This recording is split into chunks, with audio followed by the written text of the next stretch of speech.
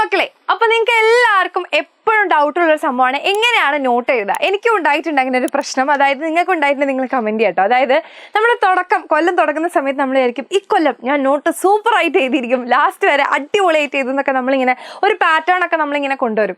നമ്മൾ എന്തൊരു ബുക്ക് വെക്കുന്നു, അതിന് നമ്മൾ ഹെഡിങ് ഒക്കെ ഇട്ടിട്ട് എഴുതുന്നു, എന്നിട്ട് നമ്മൾ ടെക്സ്റ്റ് ബുക്കിലുള്ള പാരഗ്രാഫ് അങ്ങനെ കോപ്പി ചെയ്യുന്നു, ക്ലാസ്സിൽ മിസ് തരുന്ന നോട്ട് എടുത്ത് എഴുതുന്നു.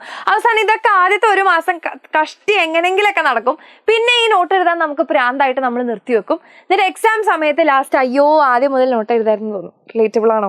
റിലേറ്റബിൾ ആണെങ്കിൽ റിലേറ്റബിൾ എന്ന് പറഞ്ഞ് താഴെ കമന്റ് ചെയ്യാം. ഓക്കെ, അപ്പോൾ നമുക്ക് എല്ലാവർക്കും പറ്റുന്ന ഒരു മിസ്റ്റേക്ക് എന്ന് പറയുന്നത് ഈ നോട്ട് എഴുതേണ്ടത് എങ്ങനെയാണ് എഫക്റ്റീവായിട്ട് എഴുതേണ്ടതെന്ന് അറിയാത്തതുകൊണ്ടാണ്.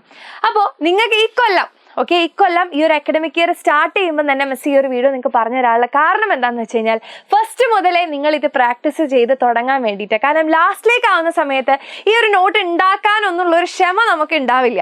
അപ്പോൾ ഇപ്പോഴേ നിങ്ങൾ ഇതൊരു ഹാബിറ്റ് ആയിട്ട്, ഇപ്പം നിങ്ങൾക്ക് ഒരുപാട് സമയം ഉണ്ടാവും, പതുക്കെ ഓരോ ചാപ്റ്ററൊക്കെ ആയിട്ട് സ്റ്റാർട്ട് ചെയ്യുള്ളൂ. അപ്പോൾ നിങ്ങൾക്ക് ഇത് ചെയ്ത് തുടങ്ങാനുള്ളൊരു സമയം ഉണ്ടാവും. അതൊരു ഹാബിറ്റ് ആക്കി എടുക്കാനും നിങ്ങൾക്ക് പറ്റും. ഓക്കെ, അപ്പോൾ എങ്ങനെയാണ് നമ്മൾ നോട്ട് എഴുതേണ്ടത് എന്നാണ് കേട്ടോ ഈ ഒരു വീഡിയോയിൽ പറഞ്ഞുതരാൻ പോകുന്നത്. സോ ലാസ്റ്റ് വരെ മിസ് ചെയ്യാതെ കാണാം. അപ്പോൾ ഫസ്റ്റ്, എന്തിനാണ് നമ്മൾ നോട്ട് ഉണ്ടാക്കുന്നത്? അപ്പോൾ നോട്ട് ഉണ്ടാക്കുന്നതിൻ്റെ ഒരു റീസൺ എന്ന് പറയുന്നത് നമുക്ക് എക്സാം സമയത്ത് ഒരുപാട് സമയം നമുക്ക് ലാഭിക്കാൻ പറ്റും. നിങ്ങൾക്ക് തന്നെ ഈ ഒരു ടെക്സ്റ്റ് ബുക്ക് നിങ്ങൾക്ക് അറിയാം, അനാവശ്യത്തിനും ആവശ്യത്തിനുമായിട്ടുള്ള ഒരുപാട് ലൈനുകൾ ഉണ്ടാകും. അതിൽ നിന്ന് എക്സാം ഓറിയൻറ്റഡ് ആയിട്ട് നിങ്ങൾക്ക് ലാസ്റ്റ് മിനിറ്റിൽ പഠിക്കാൻ ഏറ്റവും നിങ്ങളെ ഹെൽപ്പ് ചെയ്യുന്ന ഒന്നായിരിക്കും ഈ ഒരു നോട്ട്. അതേപോലെ ഒരുപാട് തവണ നിങ്ങൾ ഓർത്തെടുത്ത് എഴുതുന്ന സമയത്ത് അത് നിങ്ങൾക്കൊരു റിവിഷനും കൂടിയാണ്. ഓക്കെ, നിങ്ങളുടെ മൈൻഡിലേക്കാണ് ഇത് കൂടുതൽ തവണ കയറുന്നത്.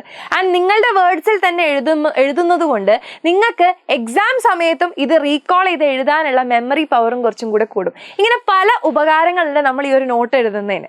ഓക്കെ, സോ ഫസ്റ്റ് നമ്മൾ അറിയേണ്ടത് എന്തൊക്കെ രീതിയിലാണ് നമുക്ക് നോട്ട് എഴുതാൻ പറ്റുക. അപ്പം നിങ്ങൾ പഠിക്കുന്ന കാര്യത്തിനെ കോൺസെപ്റ്റിനെ നിങ്ങൾക്ക് ബുള്ളറ്റ് പോയിന്റ്സ് ആക്കിയിട്ട് എഴുതാം. രണ്ടാമത്തത് നിങ്ങൾക്ക് മൈൻഡ് മാപ്പിംഗ് ചെയ്യാം.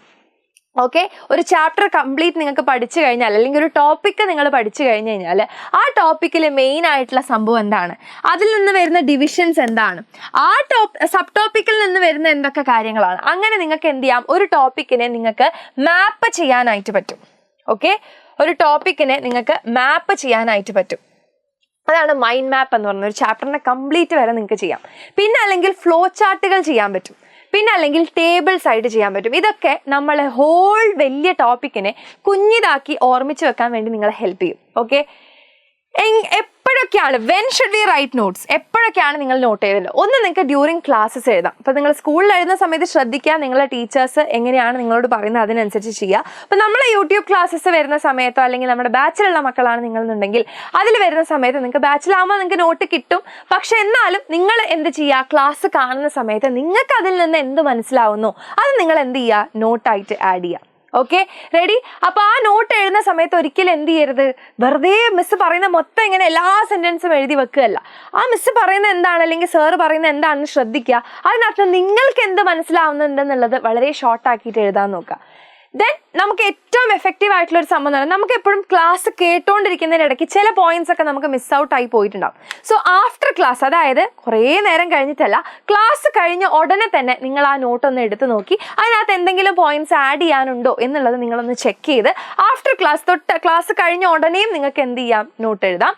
അതേപോലെ തന്നെ നിങ്ങൾക്ക് ടെക്സ്റ്റ് വായിക്കുന്ന സമയത്ത്, ടെക്സ്റ്റ് നിങ്ങൾ സ്വന്തം വായിക്കുമ്പോൾ നിങ്ങൾ ക്ലാസ്സിൽ കേട്ടതിനേക്കാളും കൂടുതൽ കാര്യങ്ങൾ എവിടെ ഉണ്ടാവും, നമ്മൾ ടെക്സ്റ്റ് ബുക്കിൽ ഉണ്ടാവും. അപ്പോൾ ആ ടെക്സ്റ്റ് ബുക്ക് വായിക്കുന്ന സമയത്ത് എന്ത് ചെയ്യുക, അത് ഇതിലേക്ക് ആഡ് ചെയ്യുക. അപ്പോൾ നിങ്ങൾ എപ്പോഴും എന്ത് ചെയ്യണമെന്ന് അറിയോ, ഫസ്റ്റ് നോട്ട് എഴുതുമ്പോൾ ഓരോ ടോപ്പിക്കിൻ്റെ താഴെയും കുറച്ച് ലൈൻസ് അല്ലെങ്കിൽ കുറച്ച് സ്പേസ് നിങ്ങൾ അവിടെ വിട്ട് വെക്കുക.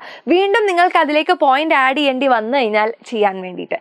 അപ്പോൾ ടെക്സ്റ്റ് ബുക്ക് വായിക്കുന്ന സമയത്ത് നിങ്ങൾക്ക് കൂടുതൽ കാര്യങ്ങൾ കിട്ടിക്കഴിഞ്ഞാൽ അത് ആ ബ്ലാങ്ക് സ്പേസിലേക്ക് ആഡ് ചെയ്ത് കൊടുക്കുക.